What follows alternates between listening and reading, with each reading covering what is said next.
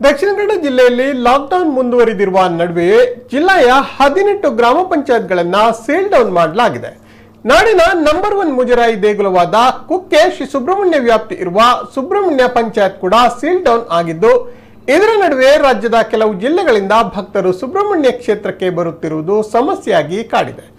April 2ರಿಂದ Kukke ದೇವಳಕ್ಕೆ ಭಕ್ತರ ಪ್ರವೇಶಕ್ಕೆ ನಿರ್ಬಂಧವನ್ನ ವಿಧಿಸಲಾಗಿದೆ. ಇದೀಗ ಇಡೀ ಪ್ರದೇಶ ಸೀಲ್ ಡೌನ್ಗೆ ಒಳಗಾಗಿದೆ. ಆದರೂ ಹೊರ ಜಿಲ್ಲೆಗಳ ಭಕ್ತರು ಕ್ಷೇತ್ರಕ್ಕೆ ಬರುತ್ತಿರುವುದು ಕಂಡುಬಂದಿದೆ.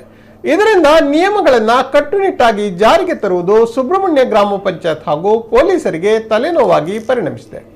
ಎಲ್ಲ ಪ್ರಮುಖ ರಸ್ತೆಗಳಲ್ಲಿ ಪೊಲೀಸರು ಚೆಕ್ ಪೋಸ್ಟ್ಗಳನ್ನು ಅಳವಡಿಸಿದ್ದು, ಭಕ್ತಾದಿಗಳು ಒಳಮಾರ್ಗದ ಮೂಲಕವೂ ದೇವಸ್ಥಾನದ ರಥ ಬೀದಿಗೆ ಆಗಮಿಸುತ್ತಿದ್ದು, ಇವರನ್ನ ನಿಯಂತ್ರಿಸುವುದೇ ಕಷ್ಟ ಸಾಧ್ಯವಾಗುತ್ತಿದೆ. ಬೇರೆ ಊರುಗಳಿಂದ ಭಕ್ತಾದಿಗಳು ಪೊಲೀಸ್ ಕಣ್ಣು ತಪ್ಪಿಸಿ ಕ್ಷೇತ್ರ ಪರಿಸರಕ್ಕೆ ಆಗಮಿಸುತ್ತಿದ್ದಾರೆ. ಸುಬ್ರಹ್ಮಣ್ಯ ಪರಿಸರದಲ್ಲಿ ಭಕ್ತಾದಿಗಳನ್ನ ತಡೆ ಹಿಡಿಯುವ ಬದಲು ಸುಬ್ರಹ್ಮಣ್ಯಕ್ಕೆ ಸಂಪರ್ಕ ಕಲ್ಪಿಸುವ ಇಚಲಂಪಾಡಿ, ಗುಂಡ್ಯ ಹಾಗೂ ಕಡಬ ಮೂಲಕ ಬರುವ ಎಲ್ಲ ವಾಹನಗಳನ್ನ ತಪಾಸಣೆ ನಡೆಸಬೇಕಾಗಿದೆ.